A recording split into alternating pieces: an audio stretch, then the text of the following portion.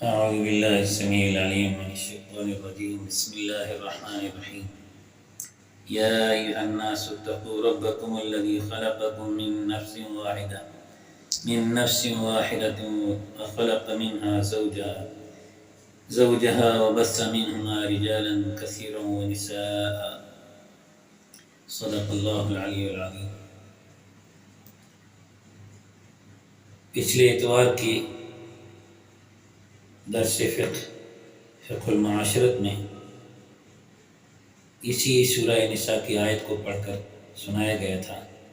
اسی کی آج میں تفسیر کرنے جا رہا ہوں۔ اللہ تبارک تعالیٰ نے اس آیت میں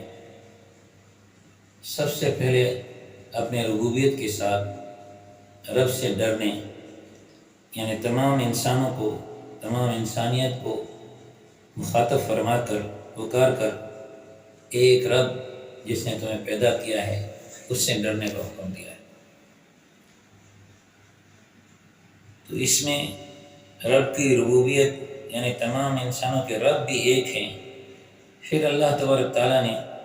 وحدت انسانیت کے تعلق سے تمام انسانوں کے ماں باپ، یعنی حضرت سیدنا آدم علیہ السلام اور حضرت حوا علیہ السلام کا ذکر فرمایا ہے۔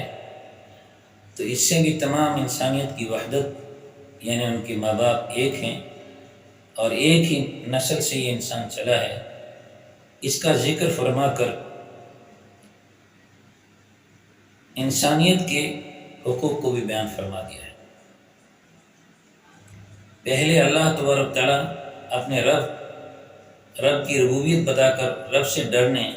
یعنی رب کے حقوق اللہ کا بیان ہے، اور دوسری طرف وحدت انسانیت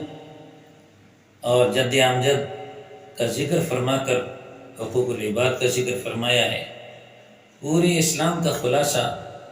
ان دو لفظوں میں ہم کر سکتے ہیں کہ پورا اسلام جو ہے یا تو حقوق اللہ کی تعلیم دیتا ہے، اللہ کے حق کو بتاتا ہے، یا حقوق العباد یعنی بندوں کے حق کو بتاتا ہے۔ اور اس چھوٹی سی آیت اور سورت میں تمام حقوق کی جو ہے لحاظ رکھنے اور حقوق کو ادا کرنے کے بارے میں ہمیں ڈرایا گیا ہے۔ آج کی ماڈرن دنیا میں، ترقی یافتہ دنیا میں، سنیکت راشٹر اقوام متحدہ اور دنیا کی تمام ممالک اکٹھا ہو کر حقوق انسانیت کو باقاعدہ قاعدے اور قانون سے بھی لے چکے ہیں اور اس کا نظام بنا چکے ہیں، لیکن عمل میں کتنا ہے؟ اور آج کی بڑی بڑی جنگوں میں،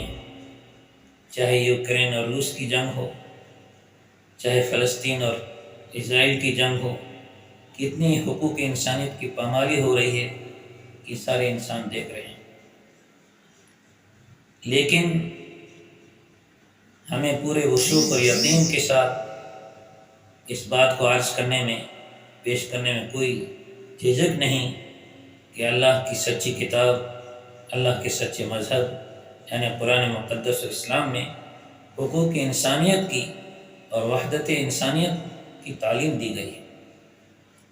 اور حقوق اللہ جو پورے دین اور مذہب کا خلاصہ ہے، جس میں تمام ایمانیات، عقائد اور تمام اعمال اور اچھے اخلاق، ساری چیزیں آ چکی ہیں۔ ان تمام کی طرف اصولی ہدایت کے ساتھ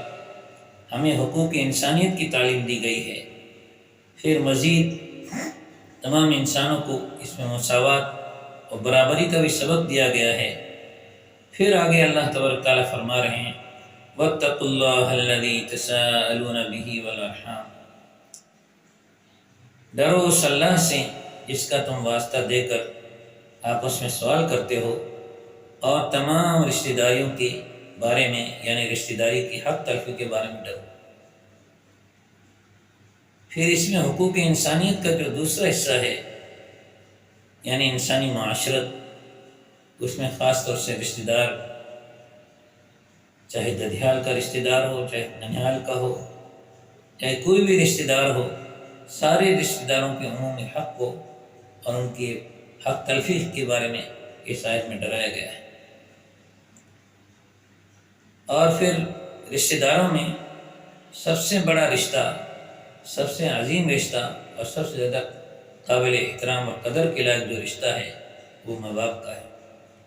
قرآن پاک میں کئی آیتوں میں اللہ تبارک تعالیٰ اپنی ذات سے،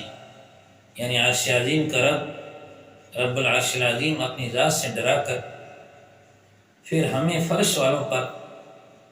اور فرش والوں میں خاص طور سے ماں باپ کا نام لے کر اللہ تعالیٰ بار بار فرما رہے ہیں وَبِالْوَالِدَيْنِ إِحْسَانًا، اپنے ماں باپ کے ساتھ حسن سلوک کرنا، یعنی ماں باپ کے حقوق اور اس کی رعایت کو قرآن پاک میں کئی جگہ بڑی تاکید کے ساتھ اور بار بار ارشاد فرمایا ہے۔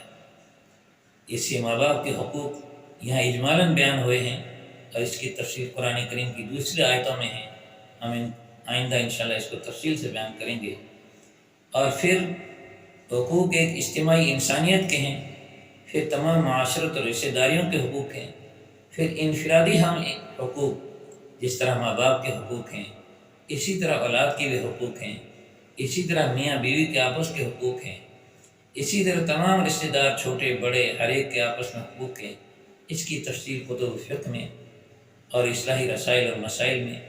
بیان فرمائے ہیں، گاہے ماہے اس کو بھی ہم تفصیل سے عرض کریں گے۔ فی الحال اسی آیت کی تیسری آیت یعنی اسی بڑی آیت کے تیسرے حصے میں ان اللہ کان علیکم رقیبا، بے شک اللہ تعالیٰ تمہاری اوپر نگہبان ہیں، نگراں ہیں، یعنی تم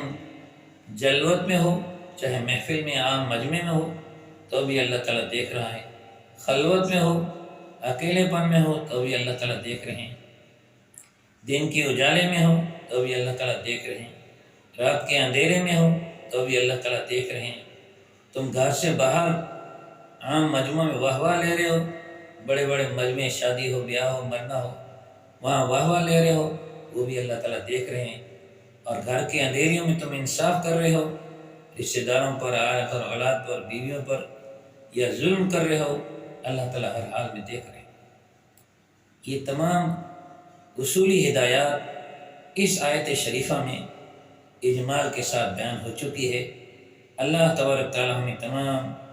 رشتہ داروں کے حقوق کو، ماں باپ کے حقوق کو، میاں بیوی کے حقوق کو، اولاد کے حقوق کو اور اللہ تبارک تعالیٰ کے حقوق کو بھی صحیح معنی میں وقت پر ادا کرنے کی توفیق عطا فرمائے۔ وآخر دعوانا الحمدللہ۔